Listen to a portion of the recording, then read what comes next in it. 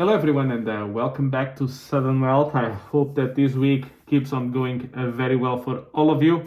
If you do enjoy the content, please consider dropping that like and subscribe at this very moment. I'll tell you, we are at, give me 1 second, we are at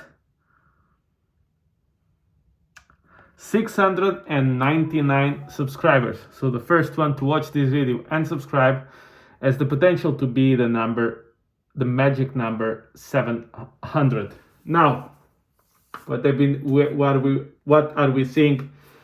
Stock market is basically we are getting a little bit of a bid, nothing like last week's craziness. NASDAQ is actually outperforming more than I expected. I still expect this week to be more of a consolidation, maybe a little bit of a pullback for stocks, or at least consolidate a bit around the levels of last week, maybe a little bit up, maybe a little bit down, but nothing dramatic. The futures on the S&P are now above 4,400, seeing little resistance, and this is bad news for our friend Peter Schiff, who keeps on predicting Black Mondays without success. And unfortunately to him, the never gonna see gold below 2,000 again call, well, we are actually close to 1950 than 2,000. But in any case, let's be a bit more positive here and not trash him too much. Now, the reason why I talk about these people is because a lot of new investors come into the market. They listen to them, to Harry Dent, Stephen Van Meter, Peter Schiff, Jim Rickards, Robert Kiyosaki, and all of the others. And if they don't do the homework of actually going back in years and seeing how wrong they are every single time, you can get impressed and sell your future, short stocks, go all in gold, I mean, you name it. And here is the kicker. They make money on their newsletters, on their books, on their speaking fees, on their podcasts, YouTube ad revenue, sponsorships, you name it. You don't. They get to be wrong all the time. Do me a favor. Peter Schiff is the most famous of them. Go to his funds. Check the performance of those funds.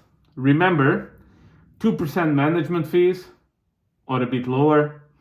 4.5% maximum sales charge upfront, and probably huge amounts of short-term capital gain tax because it's going in and out of stocks. And then compare that to if you just bought the freaking S&P 500, and you'll see exactly how underperforming the market he really is.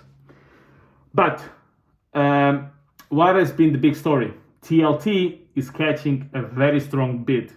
This is very relevant. I've mentioned this before. The bond market tells you what's going to happen to the other markets. I am starting to be convinced that we found the bottom for TLT. So TLT is the 10 and 30-year-old 30-year tenor bonds, so the long-term bonds. And I do think we just seen a double bottom on the weekly time frame, which would be very bullish for stocks. So I do expect that we may have seen the double bottom, and if the bond market stabilizes and goes up, it should drag out the rest of the market. Now, what can derail this? Well, extreme deficits, of course. Higher readings on inflation, which I don't expect to see anymore, but you never know with this. So these things obviously will derail all of that.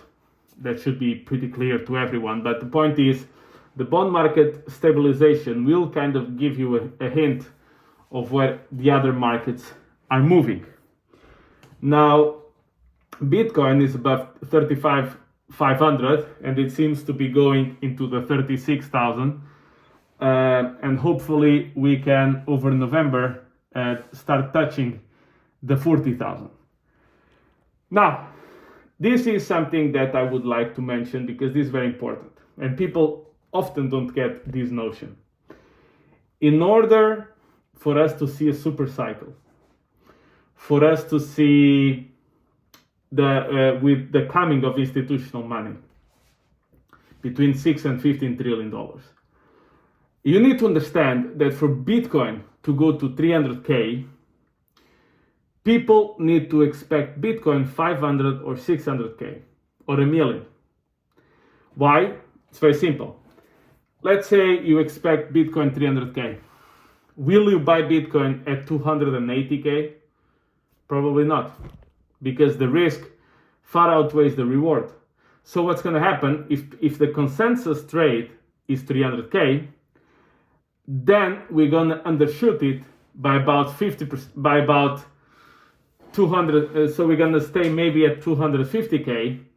Why? Because people will stop buying at 250k, and if everyone is expecting 300k, nobody will take the risk of buying at 250k. What happened last cycle? Everyone was expecting Bitcoin 100k. So Bitcoin stopped at almost 70,000. Why? Because nobody is going to buy at 70,000 if everyone thinks it's going to stop at 100. The risk doesn't pay off. Same thing. So what you want to see is a consensus trade, everybody believing that Bitcoin is going to go to 1 million. Because if everybody believes Bitcoin is going to go to 1 million, then maybe we're going to stop at 700k. See what I mean? If everyone is thinking Bitcoin 600k, maybe we're going to stop at 500k or 450, around that mark. So that is very important, because people always get this conception very wrong. So if the consensus trade is 150k, then maybe Bitcoin stops at 110k. See what I mean? You need the consensus price for Bitcoin to go to 3, 4, 5, 7, 800k. So then the real high of the cycle will be somewhere around, with a 25 to 30% discount versus target price. Okay, so that notion is very, very important. Now, there is a myth out there that people love, which is the utility meme. Oh, this crypto is great because it does A, B, C, and D, and E. Oh, that crypto is great because it does all of these things, blah, blah, blah. And oh, that crypto sucks because it doesn't do anything. Now, the biggest factor of any crypto is called community. That's it. What is Dogecoin? Dogecoin is a copy of Litecoin. What is Litecoin? It's a copy of Bitcoin. So Dogecoin is a copy of trash with a different logo. That's it. It outperformed Bitcoin 40-fold the last cycle. Shiba Inu, which is another picture of a dog, went up 1,000,000-fold in one single year. Outperformed everything. So this is my point. Don't fall for these kind of narratives. Strong community, strong founder, product that does what it's supposed to do, right? One of the reasons I don't like Solana that much is because the whole thing is always down all the time, and it's always breaking down. It's always stopped for whatever, right? Pulse chains never stop for anything. And I'm starting to see PulseX to, in this stage, kind of outperform Pulse chain and X a little bit. I mean, not the entire movement, X is still outperforming, but I do see PulseX going up, which giving me a little bit of the vibe that maybe the next narrative of the cycle can indeed be decentralized exchanges. However, so for example, in my case, what I'm doing now is, okay, maybe I'm going to buy a little bit more into the system, into the ecosystem. Okay, I look at the ecosystem, say, okay, which one has not gone up the most? Pulse chain, so that's the one that I'm going to probably prioritize. So that is my strategy also going forward, which is when I buy the bigger clips, I will try to buy the coin that went up the least, or the one that corrected the most.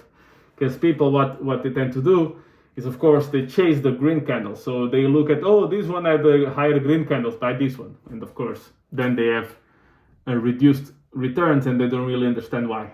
But okay, so a few notions here which I think are quite important that we need to understand. So we need to see the consensus trade for Bitcoin going up.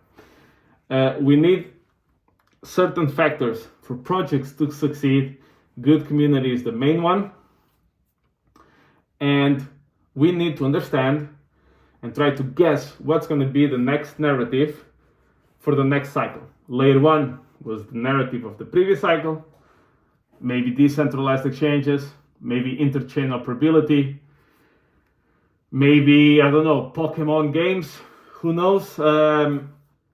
We need to wait and see, because I'm not so convinced that the narrative is still out there in public. So we'll need to wait and see which one is going to be the next one for this cycle. With that said, don't forget, tomorrow is live stream day. I hope to see a lot of you there, and I'll catch you in the next one.